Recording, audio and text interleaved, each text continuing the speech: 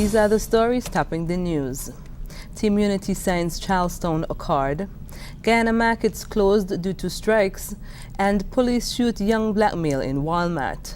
Good afternoon and welcome to ZIZ Midday newscast for Wednesday, December 17, 2014. I'm Kyle Berridge. Now the news in detail. It is dubbed a historic event by members of the opposition coalition Team Unity, as leaders of the organization's three parties signed a Charleston Accord earlier today.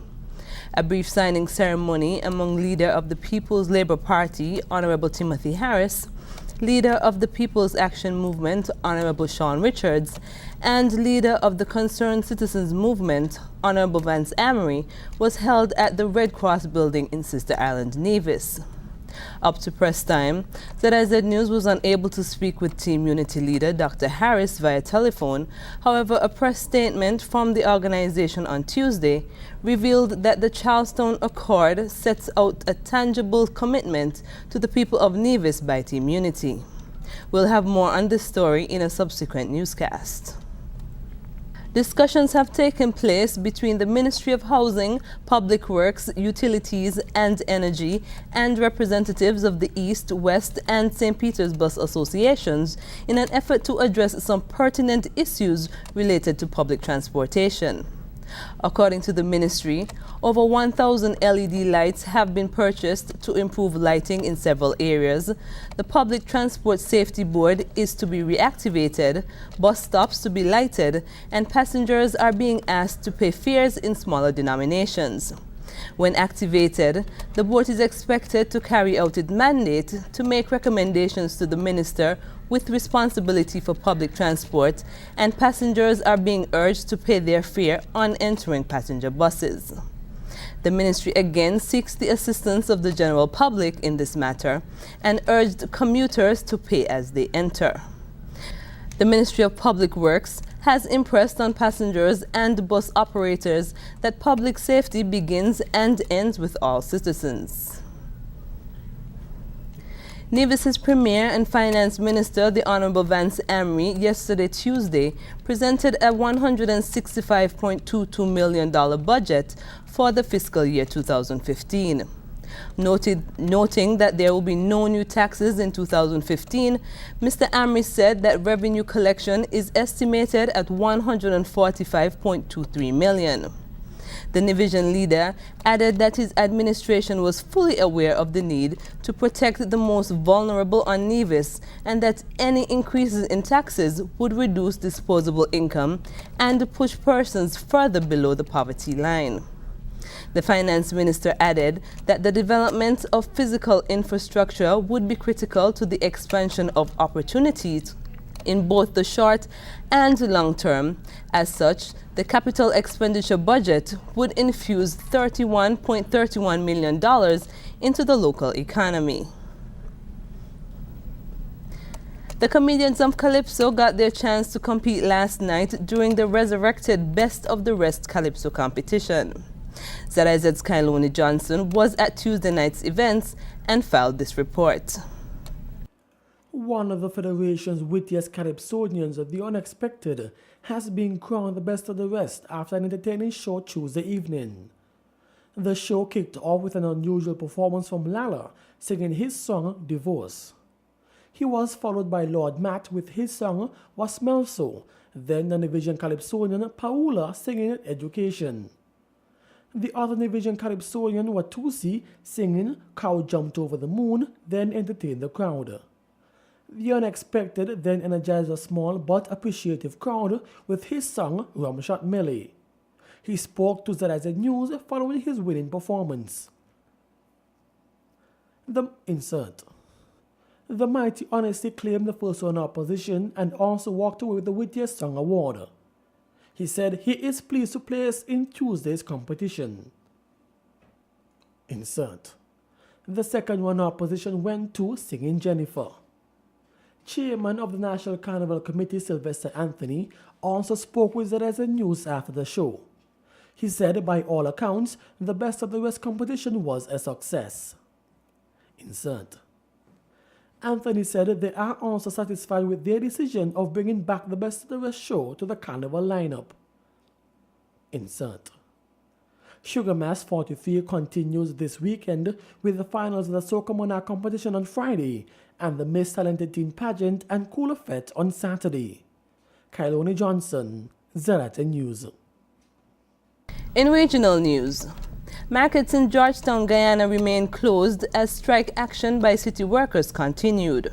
Royston Drakes reports. Stallholders are caught in the middle of a blame game at City Hall and believe that they are being deprived of their livelihood for a second day.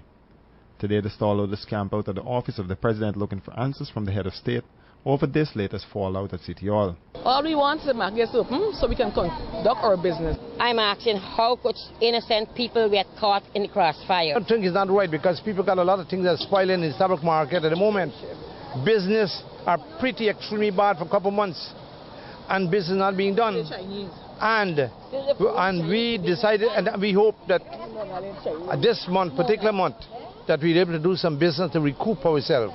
Another worry for the stall holders is that the town clerk demanded stall rent in advance for the months of November and December. Normally, council demands the rent for. Yesterday when we went to town hall, Mrs.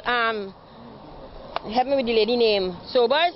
She said, if we open the market, what are you going to do? You're going to collect the people rent? I said, oh, it's about y'all rent. It's not about we interest. So everybody holding their interest at heart, and they don't care about our interest ever. Some meat vendors at border markets set up makeshift shops to sell their meat, while the doors of the market were closed. That's what they should tell us. Because it's very simple. Don't come and tell us what extra hours of extra not compensate, because between these two markets, I'm quite sure, in terms of sales, millions of dollars per day is being lost. Right? So services and everything is going down. And again, we're dealing with levels of ignorance that is, you can't comprehend it. Honestly, you can't comprehend it. If the MMCC walk wrong, you pay, they're supposed to go and put us at CTL. They're supposed to let the stars and hope before we get Christmas money. The fallout occurred over the council's refusal to pay a 5% increase in wages and salaries to the workers for 2013.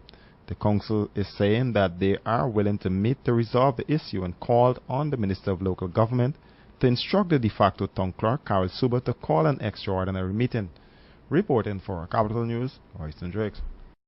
An American visitor in St. Lucia claims he was the victim of police aggression and is planning to take legal action over the matter.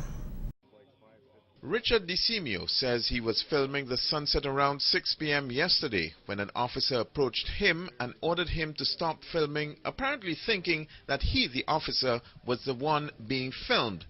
At that point, according to DeSimio, the officer proceeded to grab his camera phone and ordered him to move off the beach, otherwise he would get locked up. Not wanting to cause any trouble, DeSimio decided to comply with the officer's orders. Since the incident, the phone has been returned to him, but not in good working condition. We have police presence on the beach, which seems to be happening a lot at the moment. I'm not sure why, but that's what's happening. And unfortunately, Mr. DeSimio was filming the sunset. An officer stood in front of him and basically ripped the camera from his hand, accused him of videoing him, which the tourist said no, he wasn't, and then basically proceeded to tell the tourist, who was very shaken up, to leave the beach immediately. The tourist protested and said, no, this is a public beach, I need to be able to stay here, I'm enjoying my holiday, but he was ordered to leave. Now, the tourist concerned has asthmatic problems and a heart problem. He was very shaken up by this, had an asthma attack, and has it's shaken his thoughts about St. Lucia now. He's very unhappy about what's happened to him personally here in Marigot. DeSimio thinks there are underlying issues which may have contributed to the ordeal. He views the incident as an attempt to sabotage the business of nearby vendors who are trying to eke out a living. DeSimio, who is asthmatic, says his medical condition was aggravated after the attack. He says he has been to St. Lucia many times via the cruise liners, but this time he decided to lengthen his stay to a month in order to see the full beauty of St. Lucia. He loves the island, but says incidents such as these can discourage visitors from returning. He's already consulted an attorney on the matter, and he was advised to file a complaint at the Castries police station. So I came back last year for 4 weeks. I loved it so much I came back this year for 4 or 5 months. But if I'm going to be harassed by the police officers, I have no reason to stay, even though I love it. Internationally, police shot and killed 22-year-old John Crawford, who was carrying a BB gun in an Ohio Walmart after calls to 911. The family is today filing a suit against the police. We hear more in this report. Sir, what's going on? Gunshots in the store. Gunshots, and a 22-year-old black man, John Crawford, lay dying on the floor of a Walmart in Beaver Creek, Ohio. Shot and killed by a white police officer, as seen here on surveillance video, almost immediately when they approached him. Crawford had been in the store for several minutes, holding a gun and talking on his cell phone. An eyewitness named Ronald Ritchie called 911. There's a gentleman walking around with a gun in the store. Is he got it pulled out? Yeah, he's like pointing at people. What does he look like? He's a black male, probably about 6 foot tall. Police were dispatched to the store, thinking they were headed to an active shooter situation based on the witness who called 911. They didn't know Crawford was holding a toy gun he had picked up in the store. 5 weeks later, the 911 caller told the Guardian newspaper, quote, "At no point did he shoulder the rifle and point it at somebody." He also said something similar to our CNN affiliate WHIO. He wasn't actually like holding it to get ready to shoot somebody. Ronald Ritchie has not returned our calls for comment, and neither the police or the state attorney would talk to us about Ritchie, who is an important witness to the case. Crawford's girlfriend had been waiting in their car. After the shooting, police questioned her, accusing her of lying, asking her where Crawford got the gun, even saying she appeared to be high on drugs. You understand that we're investigating a serious incident. You lied to me, and you might be on your way to jail. Where did you get this gun? Sir, I don't know. Later in the 90-minute drilling by police, word came that Crawford had died. Well, to let you know, unfortunately, John has passed away as a result of this. What happened there wasn't a good thing. Less than 2 months later, the grand jury's decision was announced. The grand jury deliberated, and they returned no indictment. They decided that the police officers, and the police officer in particular that fired the shots, was justified in doing what he did. This weekend, Cleveland Browns wide receiver Andrew Hawkins honored both Crawford and Tamir Rice, a 12-year-old from Cleveland also shot and killed by police. Hawkins said he meant no disrespect to police. The number one reason for me wearing the T-shirt was the thought of what happened to Tamir Rice happening to my little Austin scares the living hell out of me. There are concerns regarding a backlash against Australian Muslim communities following the siege of a Sydney cafe because the gunman was a Muslim. But a social media campaign under the hashtag I'll Ride With You is helping to erase those fears. Al Jazeera's Wayne Hay reports. It's the end of the day in Sydney's west, but this group of ethnic Iraqis is on a mission. The friends are meeting to catch the train into the city to pay their respects to the victims of the hostage drama. We want to show that we stand with the community, that we also are gravely scarred by this event. It's something they felt compelled to do, particularly given the potential for an increase in religious tension following the siege. As they made the journey, they kept track of the latest on social media, in particular posts with the hashtag I'll Ride With You. Uniting to overcome tolerance and hate. I'll ride with you. It's a tag that's seen people across the religious and ethnic divides coming together online.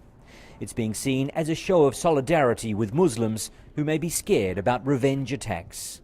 The hashtag arose after a story circulated about a woman who was travelling on a train. She noticed a Muslim passenger who was removing her headscarf, perhaps out of concern that she could be abused in the wake of the hostage crisis. She approached the woman, encouraged her to put the headscarf back on and told her she would ride with her to help her stay safe. Recently, there have been several incidents of religious and racial abuse on public transport, something these friends have seen firsthand. I do feel quite scared, so I think the hashtag was a really great idea, to show people that I represent the majority, not, people who try to commit atrocities.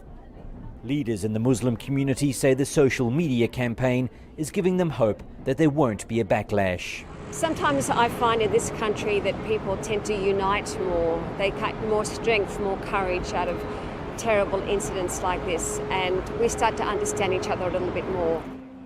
The end destination for this group, like so many others, was Martin Place, the scene of the siege. They joined the line and prepared for a long wait to lay their flowers in memory of their fellow Australians who were killed. Wayne Hay, Al Jazeera, Sydney. Now the weather.